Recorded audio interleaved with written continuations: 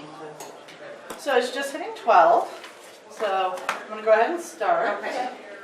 So you guys, since you guys have not used Copic, I'll give a little explanation of why I like Copics over the other markers, even though they are more expensive. Yeah.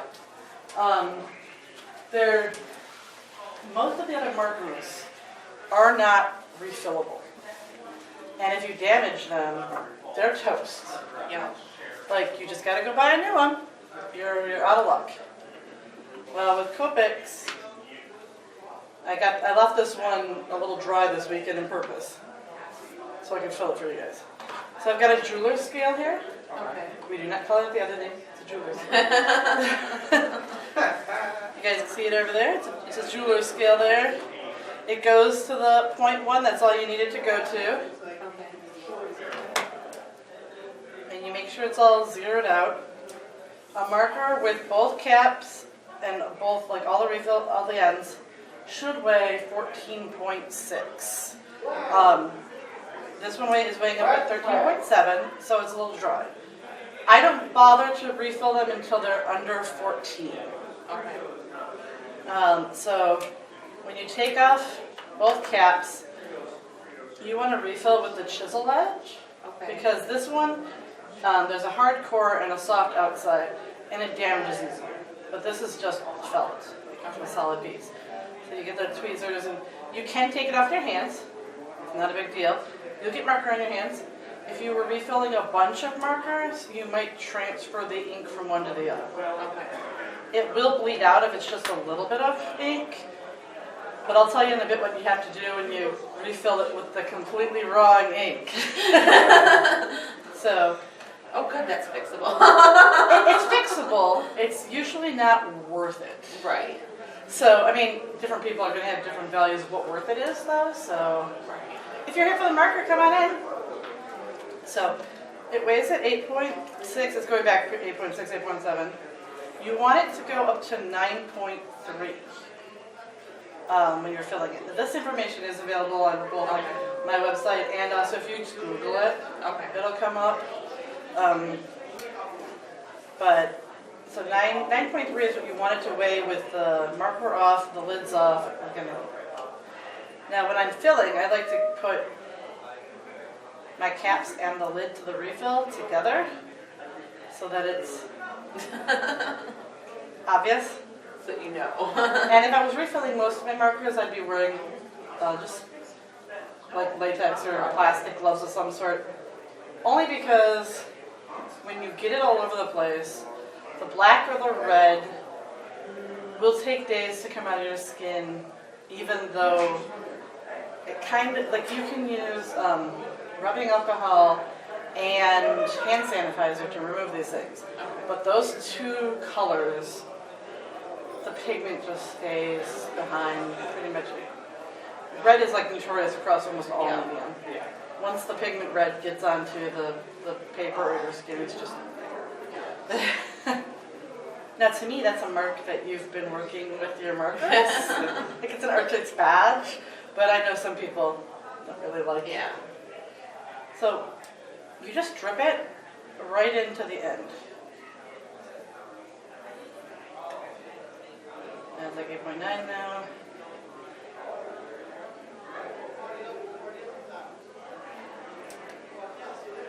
.4. Not a big deal if you go. So then you just recap. Grab the felt tip. Put it back in. And you're done. Really easy. None of the other marker brands refill. Okay. Go ahead and pull up. Come on up. I forgot to bring my computer set up, so. Oh, you don't mind if I go with a, my phone's about to die, so we'll just get each other at the con. Yeah. Oh, come on, we'll just, there you go. So. Alright, I'll see you later. See ya. I just showed them how to refill the markers.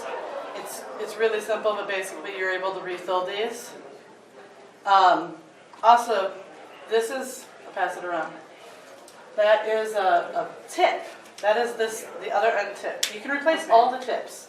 So if I were to have taken this end off and disconnected the inside from the outside, I would just take it out, throw it out, put one of those in, Okay. and it pulls off the same as the other end. So it's really simple. I was showing them the felt tip, just see it just pulls off. The other end does the same thing. Now, we're talking about filling too much. See how it's a little shiny at the tip? Okay. There? See, it's a little shiny. That means that there's a lot of ink there. And if you're not careful, it'll drip. Okay. But when you see it get shiny like that, if you take off the other end, it'll pull some of the ink back into the tube. Okay. And so you can avoid catastrophe if you watch your chip while you're coloring. So it's nice to notice.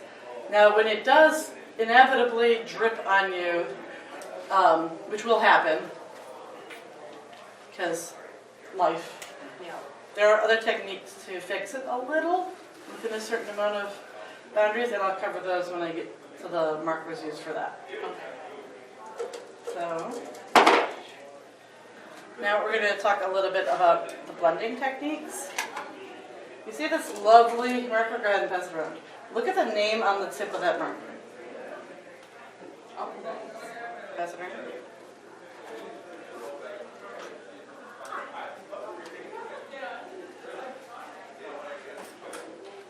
It calls itself a blender. It's not a blender. They don't actually blend. But what it does do is it pushes the ink around the paper. Okay. So if I were to have a bit of blue here and put some there, and then there was like a line and it went over, I could use this and push it.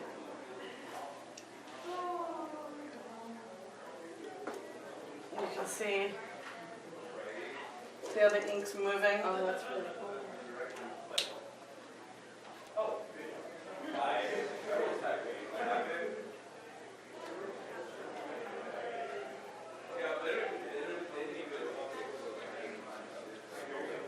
So like, as that dries, it'll actually continue to push it until it dries. So then sometimes it'll go a little bit over the line and I'll have to fix it up again, but you can move it over if you've got some outside your lineage Okay. that you didn't mean to be there. So that is the purpose of the blender pen, which, like I said, it doesn't blend. I mean, unless of course you had a blend type blender. So I'm going to give you guys some paper here. I'll explain to you about the paper a little bit. This is marker paper. See how, like, it's almost like plastic. Right. So this is the paper here. Here's a piece if you'd like it. This is Stratham 500, and you can see it's a little different. It's very thick. This will absorb a lot of ink. And you'll be able to get more depth, and your pieces will look more watercolory Okay. than mercury. However, those paper feathers. Now there's two types of problems you get with pens and markers. One is called bleeding, that's when it goes all the way through the paper. One is called feathering, that's when you put it here but then it goes outside the lines and it feathers out. Copic does not believe that bleeding is an issue. Because that just, to them, they say that means that you have saturated the paper. And so the color is exactly how the pen is because it's completely throughout the paper. Okay. If my work is bleeding through to my tabletop, I don't like that so much because then I'm cleaning marker off my tabletop. And also, you can now see like the marker through. So if you were doing a badge that you wanted it to be white on the other side, it's a little, you get the bleed through. This one, unless you put a lot of ink in it, it's not going to bleed through. but it will feather, which is why it looks a little bit more like watercolor. So this one will look a lot like marker. I will be right back. So play with, if you pick up your markers, play with papers, buy random stuff and see how it works. But test it Right. before you start applying your marker, because See what happens. you want to know what that's going to be before. And a lot of people use these for multimedia as well, like these kinds of markers where they'll combine them with other things. One of the reasons you can replace the tip is the only thing that will really, really break those tips, other than yanking on it and having them separate, is if you were to put down some line work or some color pencil that wasn't compatible with the marker, and then you ran over top of it. So like, if I don't have any, if I had like permanent marker and I put it down, I wouldn't want to then run over it with the Copic marker. But if I put down the permanent marker and ran up to it, you can see if it will damage your marker tip by putting a line on the paper. So if I go just random line like that, and I'm going to use the featheriest marker I have here so that you'll see it quicker. If I push this ink all the way up to the line but not going over it, the ink will feather out past the line. If the line isn't dragged out with it, the marker is compatible. So you see how it's not drawn out? Okay. So then the marker is compatible with that liner, and you don't have to worry about your tip getting particles in it and getting clogged. But if you don't test it, you may end up replacing more tips than you'd like to replace. So feel free to come up closer if you'd like.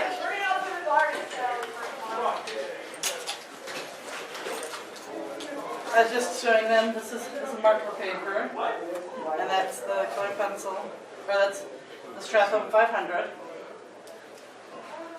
So with that, the red, you see there how it didn't draw it. Now, I can try to push that back across the line. But, I already said red. Red is awful for that. Like, you're going to get a pink stain. And sometimes it's worth moving it over just a little bit, just to lighten the red.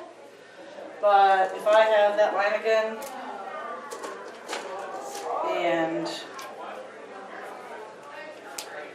I just take the red, smear it straight across the line there, and I'm like, darn it, I've been working on this piece for hours, and that red is going to be pink outside the line no matter how many times I push it back, because this is the feathery paper and not the marker plastic paper. Well, Copic makes opaque white paint. Nice and gentle. It dries out really easily, but if you add more water, it'll soften right back up.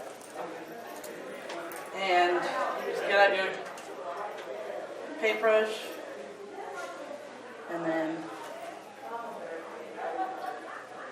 sometimes I'll feather it out, but I'm just going to kind of do a quick job. Now you cannot color over that. So I like to put all my colors down before I tighten up edges with any white paint that I need to use. But it's also good for adding eye shine to your characters. I don't know if anyone's ever been drawing something and that little white spot that you need to really show that a character is alive on the eyes vanishes because the marker goes through it or the color pencil drifts. Little white dot of paint, all fixed.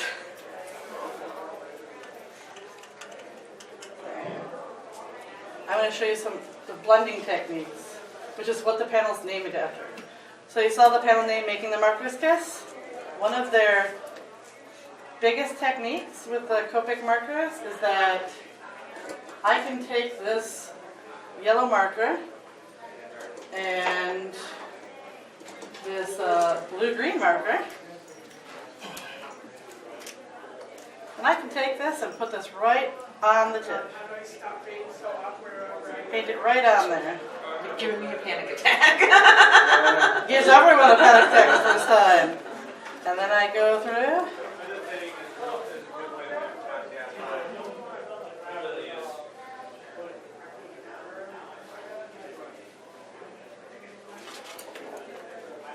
And then you've got a little mix there. So if I wanted to do this, the only thing you want to be careful of at the end is to make sure that the other color is all off. But it bleeds right out.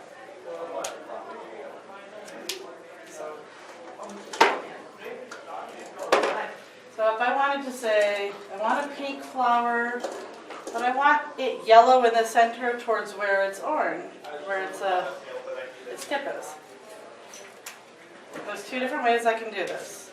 I can, like I just showed you, I can put the pink on the yellow. You always want to put the darker color onto the lighter color, not the reverse, because you're not going to see it if it bleeds to the other color. And so this technique is going to take longer. It's if you wanted to get the basin, I can put it there. And you can see, like I said, this paper feathers a lot. If you're in a humid atmosphere, the Stratham 500 is going to feather a lot. It's already outside the lines, and I just did a few little quick strokes. But you can be careful, and you can not go all the way up to the edge, and then when you're filling it, it'll fill to the edge. And then that's when you get the watercolor look. And then I want to just fit the edge up here to make it go from the pink to the yellow.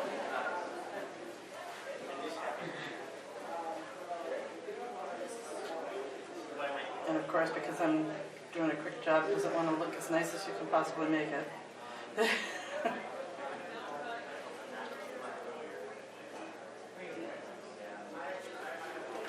You see, it fades from the pink to the yellow, which is a technique you can really only get in markers with the rubbing alcohol markers. The other way to do a blend like this is if I flick, it's the flicking technique. Where you flick from one side, and then you flick from the other side, and of course I left a little bit of. You see where it meets, it starts to really blend in. If I do the same things with the marker paper, you can't get quite as deep with the marker paper because of its plastic nature.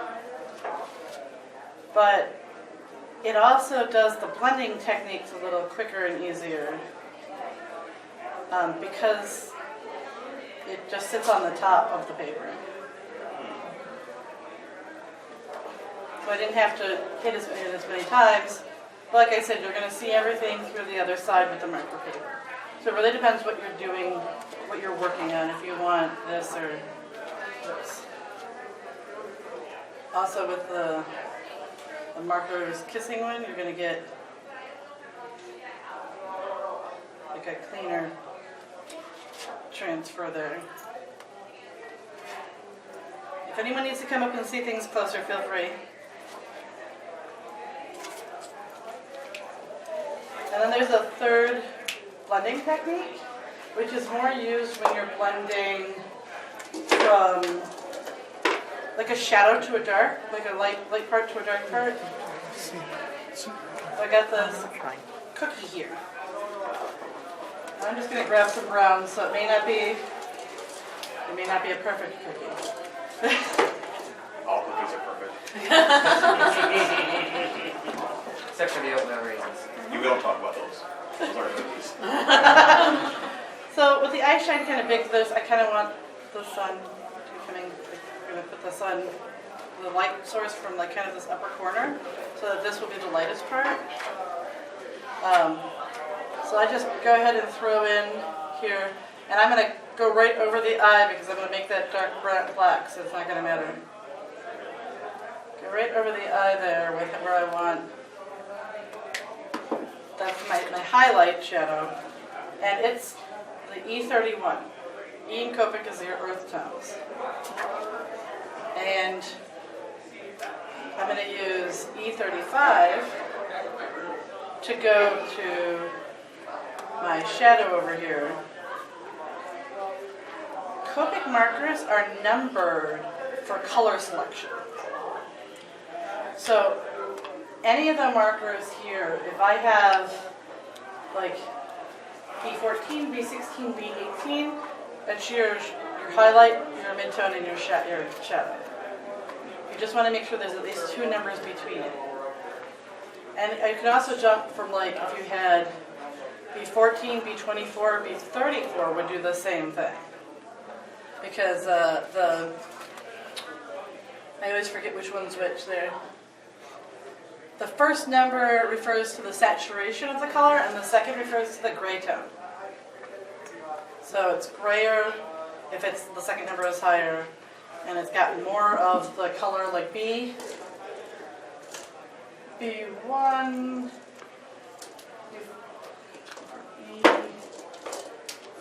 and B91. Once you go ahead and pass those around, you can take a peek at the colors on the tips are really close to being the accurate, like to the color you're putting down on the paper.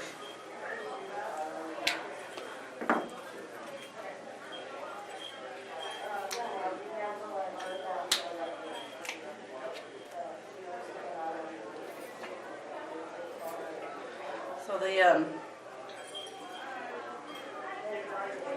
big part on that is that you don't even have to really know a lot about your color selections in order to pick what colors you want to use then. You just have to know that the technique for picking them is at least 2 numbers apart for the second number, or at least 1 number apart for the first number, and that it goes from low to high. The only exception is E. E is earth tones, and earth tones say funky things. Most of the time, if you pick like a selection of 3s, or a selection of the 4s, or a selection of the 5s, you can do the second number. But the first number won't be selectable that same way.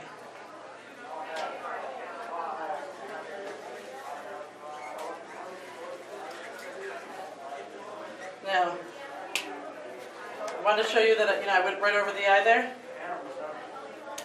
It's obviously very sloppy, but I'm just trying to not just stare at it while I have you guys in front of me.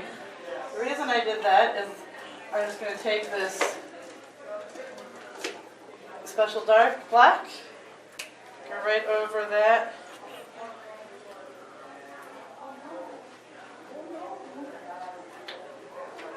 Now it looks like a little bit of a soulless cookie. Now it's oatmeal. Yes. So I said about the markers, if you go over it and you go over the edge, you can add that back on. Well, I find it way easier to just add in eyeshine after the fact.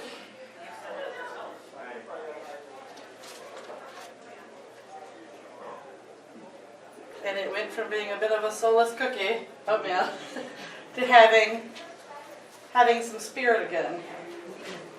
And I didn't have to go around and really worry about that extra. And like if these are chocolate chips and I want those to be shiny, because chocolate chips get shiny when they melt, you can do the same thing. Just put a little highlight where you want the sunlight or the whatever light to be hitting it, and you've got a shiny mess instead of without having to sit there and go, is this the right color brown to put with this brown, and select them all. You can just cheat it right on there. So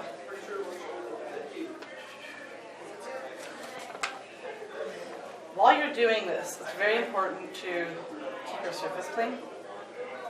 Because if you, so I put this underneath it so I wouldn't ruin their tablecloth if it did bleed. If this was covered in, gonna use another piece of paper underneath it to do this because I didn't bring a bunch of rubbing alcohol with me. So I put red down there. Well, I've got this piece of paper and I didn't notice I have red on my tabletop underneath it. And I started to do yellow here. Well, now it's orange because it drew it right up here, through here. And this can be completely dry and it will draw the ink up into the other piece. You can see it real good on the other side.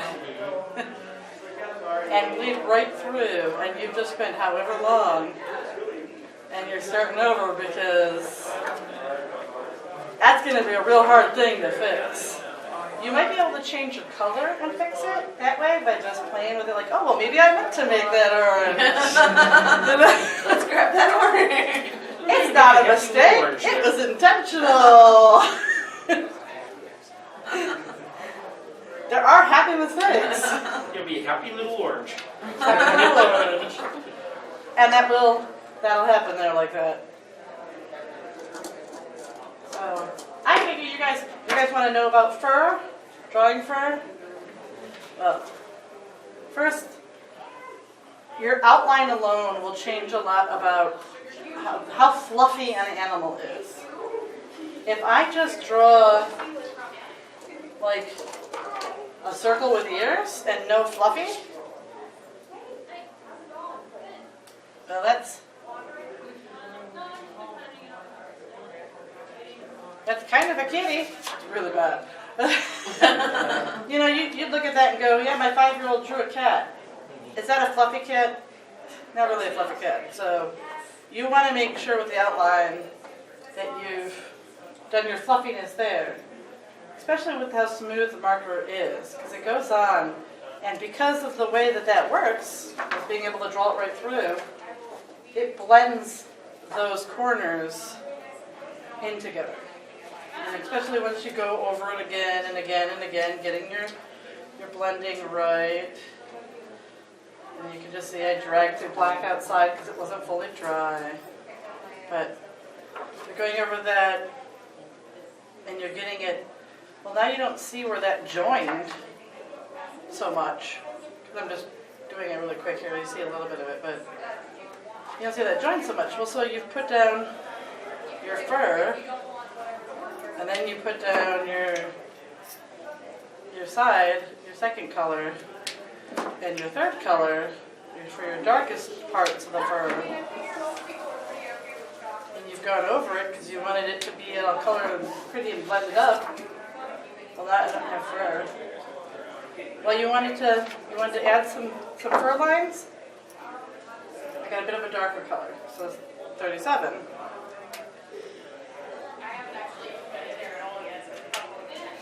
Well, it's a little bit fluffier.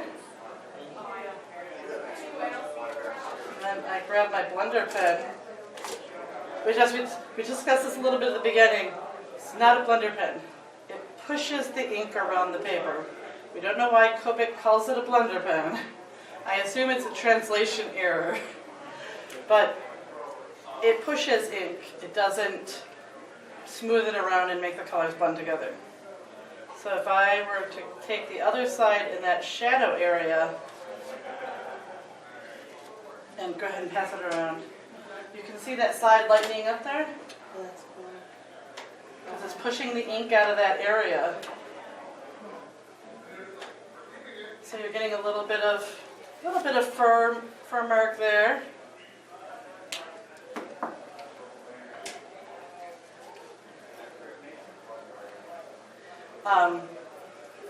The worst time I ever had with doing that I used the blender pen. I was doing a video, I was live streaming, and I was recording it. And my end of my marker got glisteningly shiny, and I didn't notice.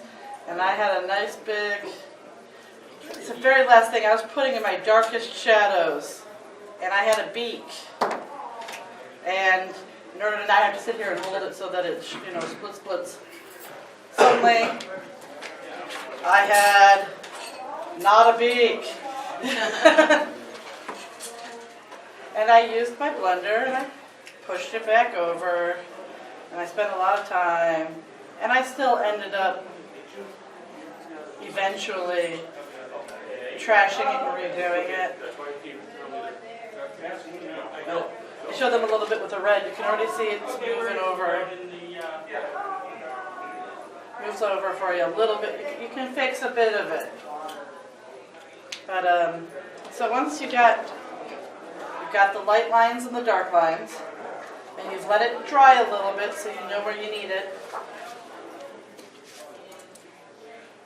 And I go back to my good old friend white paint. And you know, even the darkest animals usually will have a bit of a white undercoat. You don't want to have like a big white streak. If it's like a Black Panther,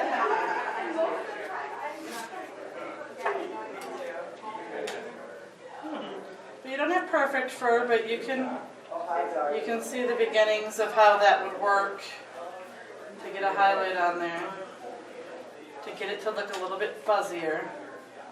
You got maybe a little patch there for going.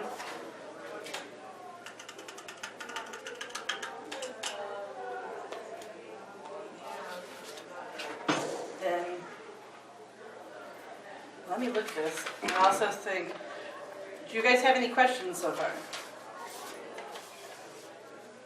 Any questions? So my husband gave me a few things to talk about because he was like, what about this stuff? So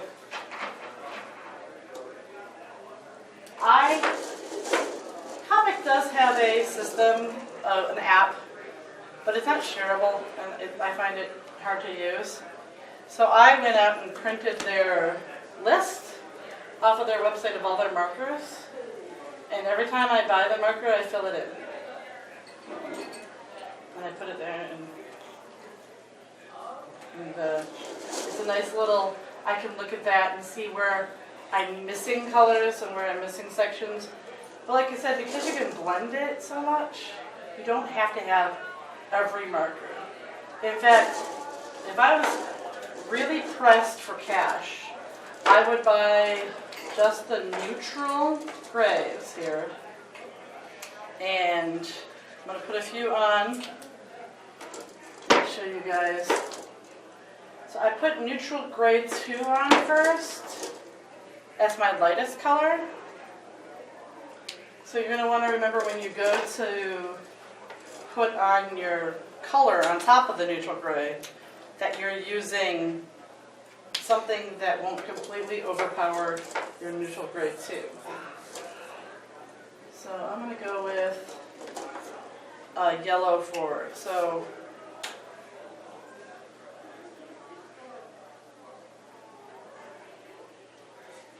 I do want to clean my tip to make sure I've got all the gray off. But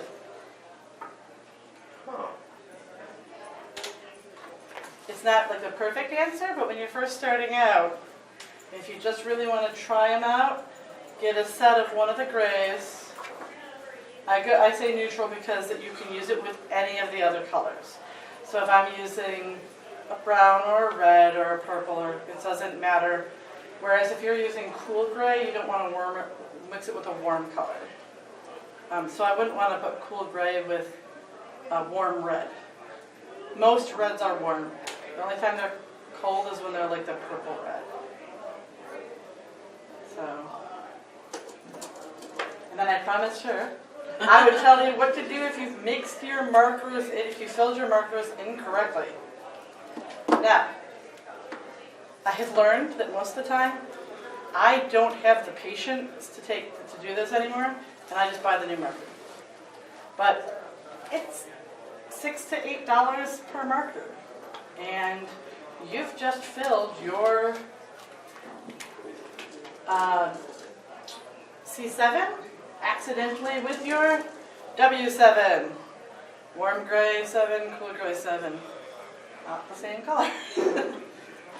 And you're like, oh, fudge. I have to go spend another $8. I don't have $8 in the budget. That's a meal and a half at Little Caesars. What am I going to do? Well, if you're desperate, and I say if you're desperate, because if you try to do this their way, it's going to cost more than buying a new marker.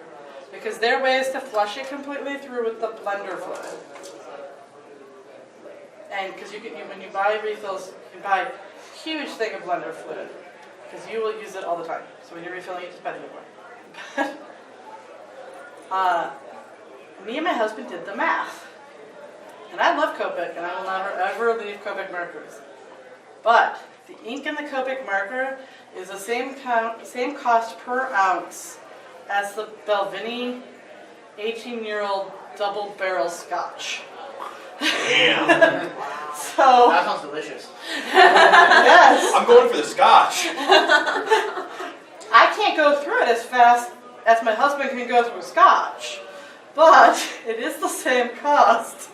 So I'm not putting this through this marker to fill it because, to drain it out, because that's going to cost a lot of money.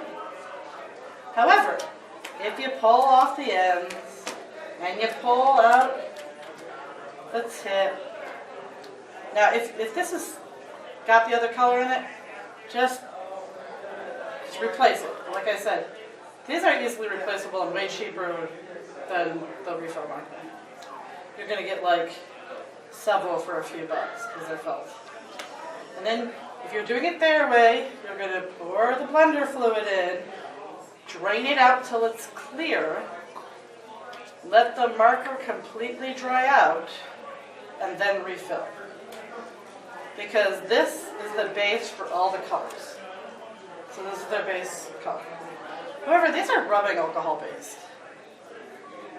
And if you're desperate, and you don't have enough money to be wasting scotch, and you don't have enough money to just buy a new one, which is not what I do, you can completely drain it out with the isopropyl alcohol, which is the rubbing alcohol.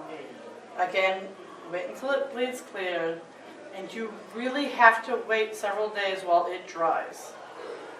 If you do not wait several days while it dries, you will find that all of your ink is very blotchy because the isopropyl alcohol blends in with the marker color and changes the content. And so it'll take a long time before you're using that marker and you're like, wow, this works like it did before I filled it. So you've got to let it dry out, and then you can refill it. I told this to a Copic lady once. She was not pleased. But it is, if you're going to throw out the marker anyway, it is a way to do it. Now, the one thing I almost always do when I'm using my Copic markers, I've invested in the one of these little handy dandy gloves, which is half inside out and doesn't want to go on right. Now you probably see these on lots of people using tablets because it keeps you from leaving, the tablet from conducting, so you don't end up like putting marks all over the side of your artwork while you're trying to do the stuff on the center. It does a very similar thing for using your Copic markers, because I have just laid down a color here, and I put my hand on it, and it's on my hand, and I don't have a glove on, and I move over here, and there's brand new fresh marker, and I have orange again instead of yellow, because Copic picks up Copic even if Copic is dry. So if you put a Copic marker on top of the Copic color, it will blend again even if one's completely dry. Which is great when you're doing backgrounds of pieces, because you just realize that you have to go to meet your doctor and you did half the sky, and if you stopped out with a lot of markers, you're done. You have to redo that background. You can refresh the edge. A lot of times I'll do it with a little bit of blender just to get the spot done, and then you can move on. and like keep going and read it. And if you're careful, you can lose that line. That you'll see with a lot of things. If you have the line down the center because that's where they stopped. You know, but the Copic, because completely dry, can be made wet again. But like I said, if you're not wearing one of these, completely dry can be made wet again. I don't know how much these cost. My husband bought it for me, but it's a Huion glove. It wasn't very expensive. However, before we bought one, I went out and got a bunch of stretchy gloves and just cut off the fingers. It frays, it's not pretty, but it does the same job. You won't have the same thing, you won't have the smear marks and the, you know, all that goopy stuff moving around your thing. It works the same way. The other benefit you have with this, so I'm going to use the red because it's going to show it best. Now, you see most of the stuff I'm doing the demo on is on the marker paper. That's because the marker paper, like I said, it doesn't feather, so you're not working outside the lines, so you don't get this a lot. However, I can't put, once you can fully see it through, you can't put another layer there so well. I mean, you can, but it ends up being like you're moving marker around on top of plastic. Like if you use the old projectors, and you got the plastic thing, and you know, if you try to put one next to it, you just push the marker around. It ends up kind of pushing it around. This will absorb it in. You're going to get more depth, but you get more feathering. Comes back to play with your paper. Figure out what you want for your look. So, I put that down. Gave it a few seconds to not be quite so bad. And I want to give it a texture. This is blender. This is the inside blender stuff. This is scotch. I want to leave a cloth mark on that because I want my person to be wearing a sweater. Pass it around.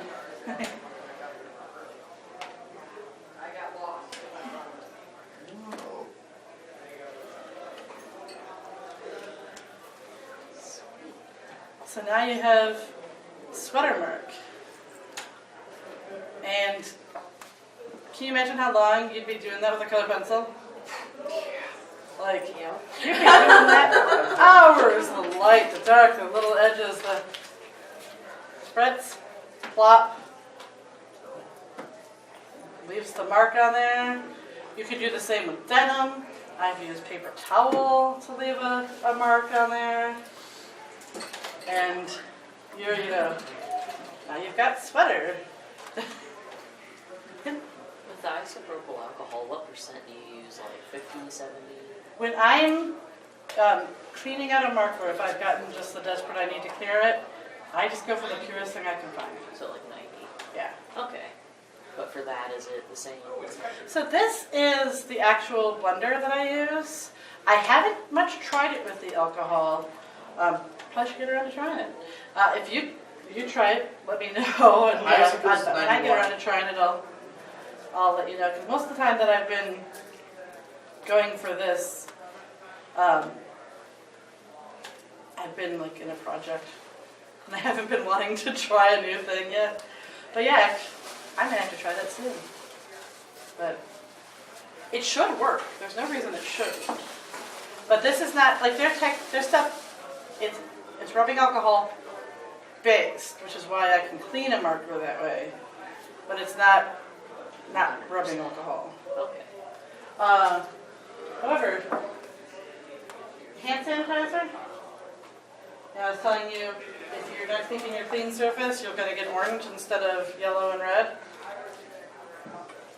If I have my transported, this is my light box.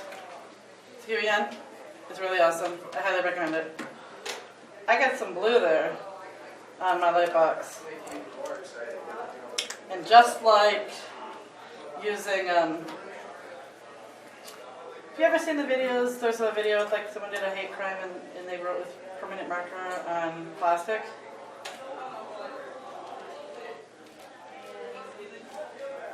There's no more. Hand sanitizer will take most of the Copic color off of most anything. I say most because if you've got red marker all over your hands are going to be pink. There's just there's nothing to be done about it. Like tattooing, like, you know, everything. Oil color. Red is a color that stays no matter what you do. To pretty much everything. Do we have any other questions? Let me double check here.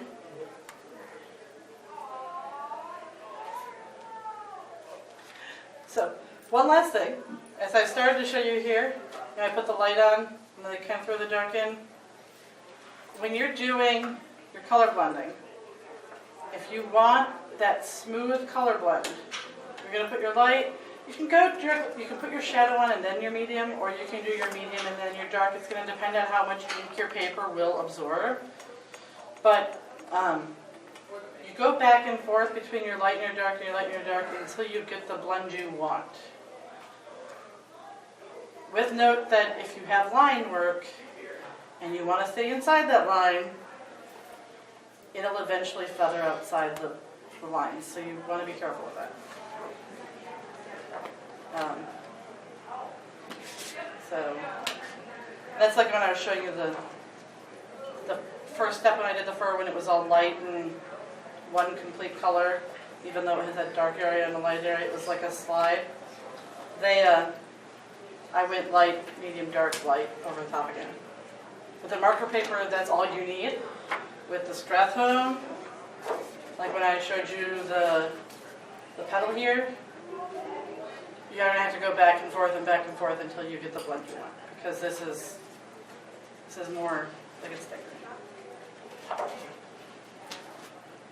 What kind of paper do you typically use? I almost always use this paper because when I finish a piece, it looks like I've been working in watercolors. When I finish a piece on this, I've most definitely been working on markers. And I do a lot of art shows, fine art fairs, outside of Furry. In fact, I just got into the Ann Arbor Art Fair. So I'm really excited because that's a really big art fair.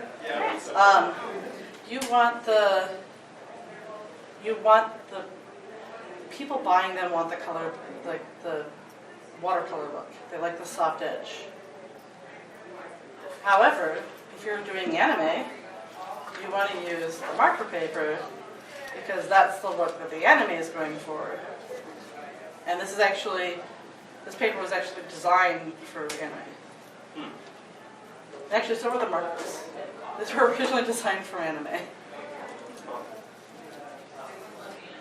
And I know people who use the handcrafted tissue paper-ish stuff that people make with the flower petals and turn out work.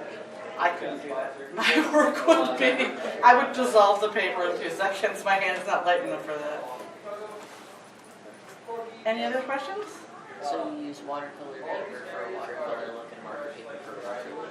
This is actually Strathhome 500 Bristol. Okay. You can use the watercolor too, but the watercolor does have a texture to it, so you're going to see that in your final product. Because you'll have the raised and edges, and you might get an ink collection around the bumps. I think I am out of things for today, and we're running up to our time. It's almost 1 o'clock. It's 10 till. I think we're supposed to end 10 minutes before the hour. I don't know. All right. I have never done a panel before, so I hope you guys have enjoyed this. Great. Just keep talking till they kick us out. Yeah. Done very well. Does anyone want to come up and see some of the things I use? Get a closer look at the products? Yeah. Come on up. I'll even let you can play with the papers and stuff here.